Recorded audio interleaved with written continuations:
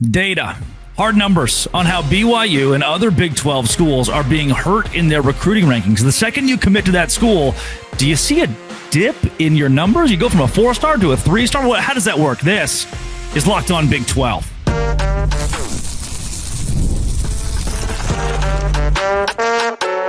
You are Locked On Big 12, your daily podcast on the Big 12 Conference. Part of the Locked On Podcast Network, your team every day.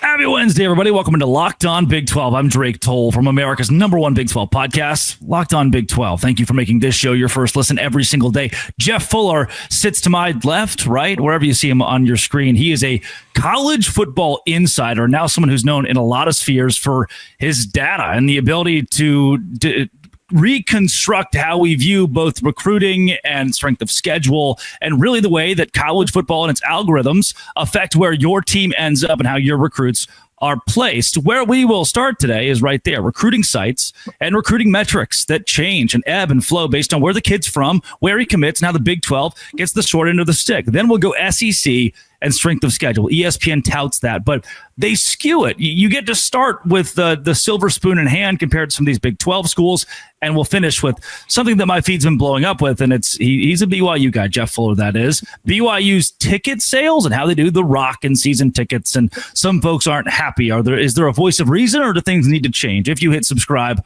I get to keep my job. Jeff, you've done a ton of research, and we've got 6 minutes. Clock has started. You've done a ton of research on how recruiting rankings change, ebb, flow, and negatively impact the Big 12 when kids are in smaller markets or committing to Big 12 schools. What have you found that tangibly shows that our programs are losing out on the same opportunities as schools like Florida? Yeah, I think first and foremost, I'm not touting a grand conspiracy by recruiting services to try to damage individual schools or the conference. You can. I would say. It's less about trying to hurt the little guy than trying to boost the big guy. And it may not be specifically geared towards one school or one program or even a couple of brands, but there's definitely, so I did this analysis looking over the last 10 years at ESPN, 24/7's team talent composite, and just looking at every team's ranking, 1 to 130, and just looking through the last 10 years at that, and then comparing it to where did each team finish that year. So the team talent composite looks at every person on the roster, not just each individual recruiting class, but who's on the roster that year, and sort of puts in their recruiting ranking from high school. And, voila, no surprise, Alabama almost always has the highest, Georgia, Ohio State, they're always up there. Guess who has the worst in the nation, pretty much? The 3 service academies. They're all in like the bottom 5 of recruiting, because they're recruiting young men. They're recruiting future generals. They're not recruiting necessarily football players. So where this goes, looking at this, I compared it to the Massey composite over those same 10 years. So, team A is, say they're the 10th best talent in the nation. Did they end up as the 10th best team in the nation, or did they overperform or underperform that? And so I did that for all the teams in the nation, looked at all the different conferences, sort of big view. The average power conference school had about a 10-spot underperformance. So say the average school recruited at about the 40th talent for the P5 or P4 schools. They actually finished about 50th in Massey composite. And, vice versa, the average G5 or G6 now school recruited at about the 70th level, but they finished at about the 60th. So they overperformed their recruiting ranking. Now, if you dig deeper into individual power conferences, the SEC, not a single team in the SEC overperformed their talent ranking. Even Vanderbilt, which was the lowest recruiting ranking in the SEC at about 58, 59th on average, they performed one of the worst in the SEC, in the nation, actually. Underperformers, their Massey composite was in the 80s over that 10-year stretch. Yeah, they've come up, been a little better lately, but if you look at a big period, there was this huge underperformance, and every single SEC underperformed, even Alabama, but it's hard to overperform when you're already number one in talent. You can't be better than number one and have a net negative number there. So looking at all this, the SEC and the ACC were both highly underperformers, as was the Big Ten. The Big 12 was pretty much, on par. And you can go to my Twitter feed or Substack, and you can look at the articles that discuss this. I've got some tweets that have gone out recently, and the Big 12 turns out as a conference, a good matching their performance, which is good when you're starting at a decent level. If you drill down on individual teams from the bigger markets, the bigger states, in all conferences, even in the G5 conferences, they tend to have a higher talent number than they perform. And so that sort of interested me. I started digging down and region, instead of just looking at individual schools or conferences, let's look at time zones, let's look at regions. And the South in general had about a 3-spot underperformance. So this is all the G5 and power schools in the South.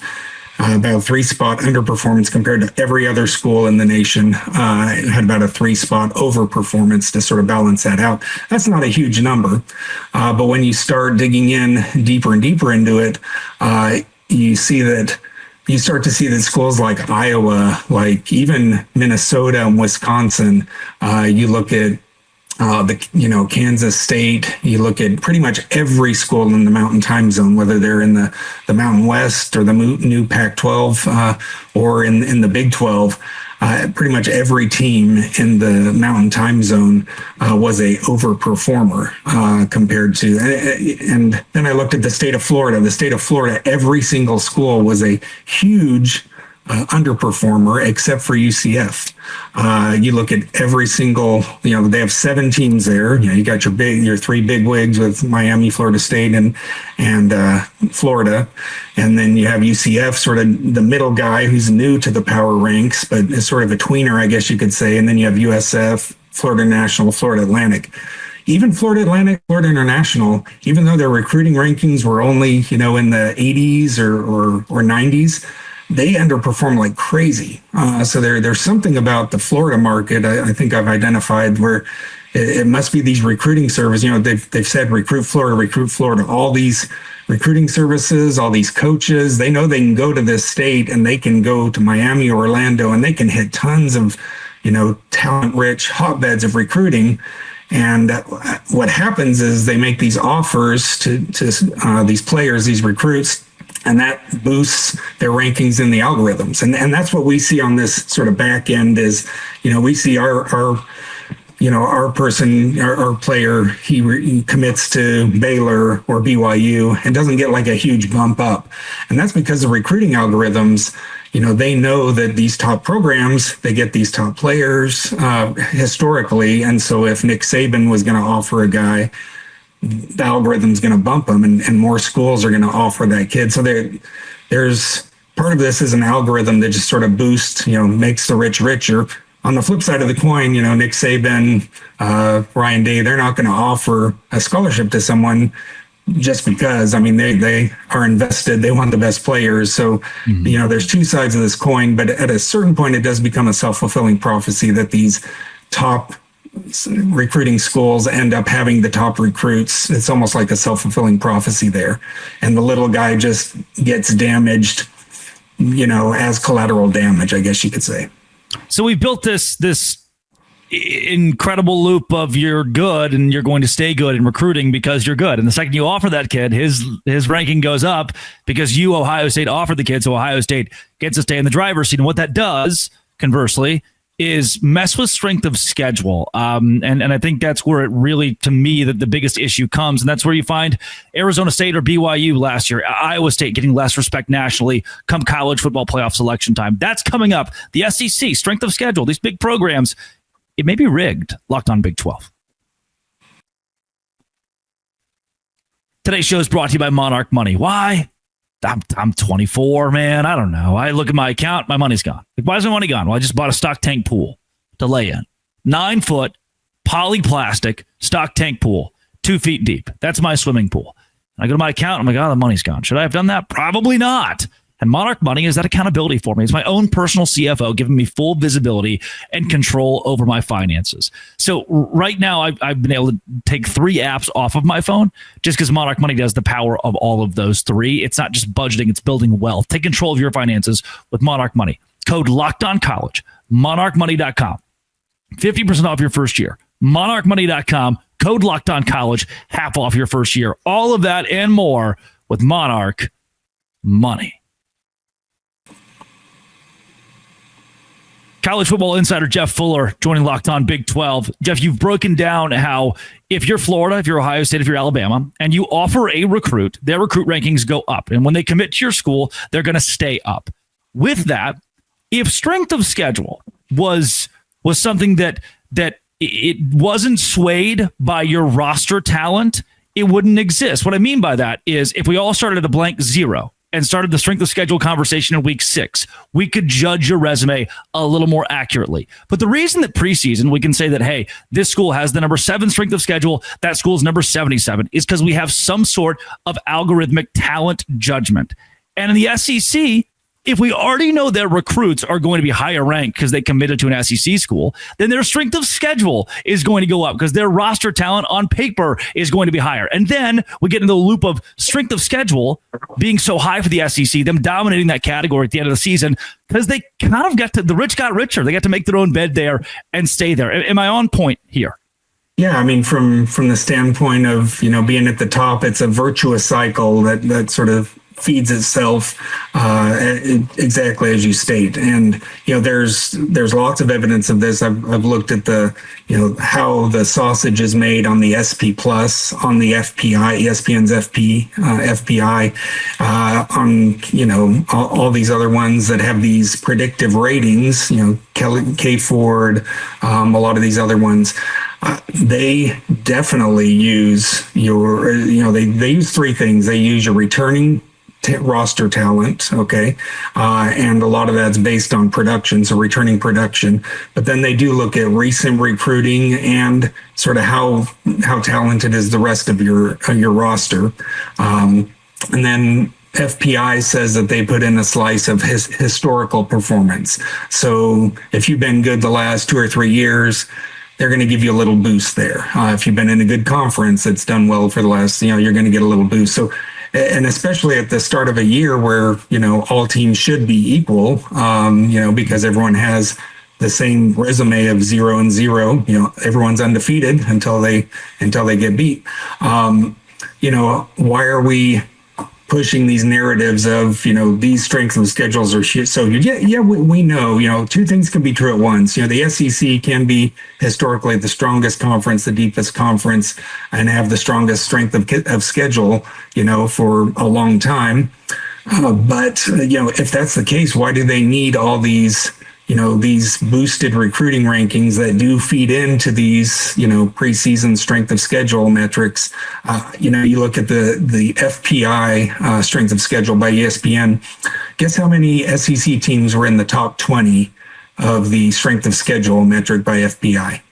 If it's 16 SEC teams, top 20 in FPI, I would assume with it being inflated, 12 SEC teams in the top 20 in FPI. All 16 SEC teams are in the top 20 strength of schedules. Florida is number 1. So Missouri, and I highlighted this in a tweet a few days ago. Missouri is the worst strength of schedule in the SEC, but they're still listed as the 20th hardest strength of schedule in the nation. So only UCLA, Ohio State, Syracuse, and Wisconsin are the 4 non-SEC teams that are thought to have any schedule tougher than the worst SEC team. And that's where it's just like, I mean, come on, what are we doing? If we're saying Missouri, who has only 4 road games, okay, they don't even play anyone who went to the college football playoff last year. Okay, sure, they play Alabama, they play A&M, they play Auburn. These are top recruiting schools. Those teams are always in the top 12 or 15 of recruiting rankings, and they're always in the preseason AP top 25 and other, high in these metrics. But it's, part of that just seems like a little bit of a well, you're good because we say you're good, and you should be good because you have these recruits and you have this brand on your helmet. And that's why, we just see this sort of self-fulfilling prophecy of these teams beating highly ranked good teams and knocking them out of the rankings. But were they really that great? I mean, Texas A&M, they've been ranked in the preseason 4 straight years and have not finished ranked any of those 4 straight years. I mean, starting in the AP Top 25 and not finishing there. We see that with, some programs that just continually have so much hype behind them every year. And we're seeing it again. I've seen McMurphy, Joel Klatt, Greg McElroy, other people sort of throwing out their AP ballots, that are going to come out on Monday. And what are they showing? They're showing, Texas A&M is in the mid to high teens, repeatedly. And, I could go on about other programs that are consistently in the preseason rankings that don't end up there, but that would be a long show. The loop of I'm 20th in strength of schedule, you're 14th, and I just beat you, and then now I'm 17th, and because I'm 17th, you go from 14th or 12th or 10th to 11th, right? There isn't a lot of wiggle room there for the SEC to fall out of the strength of schedule conversation because of how we've built it in the preseason. And I'm glad that you brought up Missouri as a school who will play, again, 8 home games, and their non-conference slate is against no one who was in a bowl game last year. Maybe ULL made one, but it's a weak non-conference strength of schedule, a whole lot of home games. They don't play on the road until October 11th of the college football season, and top 20 in strength of schedule. How does this, when we talk about college football from the standpoint of the national media, ESPN, even mentioned a couple of those names, like the Joel Klatts and Brett McMurphys, it feels like to me, we get to the end of the year and Alabama's 9-3 because the SEC is so deep. But BYU is 10-2 because the Big 12 is just a lot of parity, beats each other up, and nobody's elite. Why is this what facilitates that narrative? Oh, I mean, it's definitely a part of it. I mean, part of it is the, blue bloods, the branding, and we see this constantly from the media and from, a lot of the coaches in those bigger, in the SEC and the Big Ten, where, they're just going to keep promoting the brands and saying how tough it is. And it, they know that influences voters. They know that influences, all these other things. So yeah, it's a little bit of a shell game there where, we're good because we say we're good. And it's frustrating to see from the outside. And, BYU is an example. BYU has only been ranked preseason once in the last 5 years. They finished ranked 3 out of the last 5 years. But, with BYU, like last year we saw, they rose pretty high, but it was viewed as fake or luck or this, that, or the other. As soon as there was a loss or two, it's that anchoring bias. So we didn't think BYU was going to be good to start the year. So yeah, they rose up, but we knew they were really bad. So even though on the Kansas game it was a freak, punt that hit a BYU face mask and turned it over right to Kansas, pretty much gave them a free touchdown.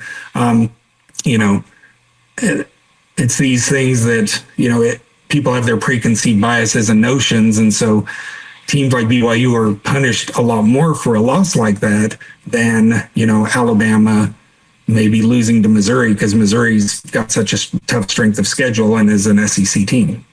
100%. And that is... Jeff is here to do the numbers. I can't do numbers. That's just not in my blood. And Jeff Fuller is exactly the guy who does this.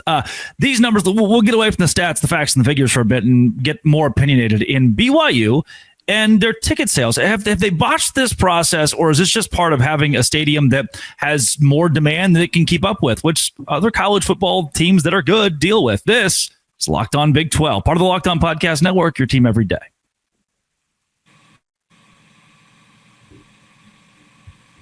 College football insider Jeff Fuller, who doubles as a BYU fan. He keeps it out of his reporting. He's very unbiased, but does still have the love for the Cougars. I've getting a lot of comments today about The Rock and the roar of complaints, ROC, roar of complaints from BYU fans and about even fans who aren't a member necessarily of the higher priced donorship clubs, the Cougar Club, who want to keep their season tickets.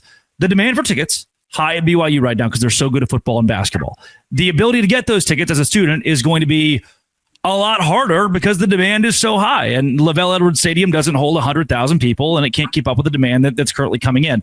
One of the biggest complaints that I've heard: students with a Rock Pass are not guaranteed a ticket. They can't camp out anymore. It's not a first come first serve. You kind of lose that tradition of camping out on Thursday or Friday night for a college football game Saturday. That tradition is gone. Or for spouses, which we know BYU students have spouses here or there. It's frequent, or at least more frequent on campus in Provo, that those spouses aren't necessarily included. You can't sit with your friends always. And donor, if you're not a big donor, maybe you don't have the same season tickets. What do you make of all this controversy? Is BYU doing the wrong thing by a bit, or is this just a nature of growing pains? I mean, talk about first world problems. These are the problems we want to have as a program, right? You don't want to be talking about how do we get people to fill the seats? How do we, how do we get people there? How do we, give out tickets to businesses so that they can get people in for free, and et cetera, et cetera.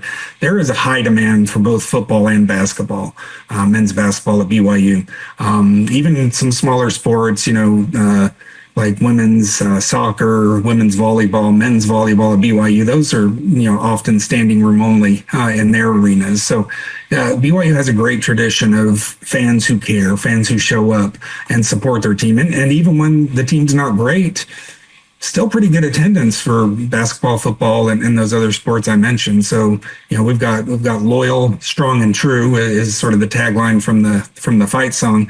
So yeah, first and foremost, this is a great program to have. I have a little different perspective about the season tickets issue because I'm not a season ticket holder. I live in Tuscaloosa, Alabama. Despite all of what I just said about the SEC and how it's a shell game, right? I'm married to an Alabama fan. I am a closet Alabama fan. That's my number 2 team. There's almost never a conflict. Like I said, I live here in Tuscaloosa, and I've seen, I've lived here over a decade. I've seen firsthand how, major blue bloods, what they're dealing with, and how they're, how people wait a long time to get on these lists and have to donate a certain amount to have the opportunity to buy season tickets. I've lived in Baton Rouge, Louisiana, so I know LSU. I've lived in Iowa City, Iowa. Strong fan base there. So these, if you want to be an elite program and have a fan base that financially is supporting top level athletics, this is what we want to do. Now, there's going to be a lot of people who go through these growing pains. There's no question about that. Football, a lot of corporate donors have come in recently. The Silicon Slopes, there's just the economy in Utah along the Wasatch Front there is really boosted. And there's a lot of entrepreneurial, BYU graduates. It's sort of a thing. The business school is a world renowned and produces a lot of great entrepreneurs. So there are a lot of high level business people, and these people want the highest access, want the most tickets, want the most perks. But that's these mega donors are a small section, but they are allowed to buy, I believe, at least at the highest level of the Cougar Club, I think is,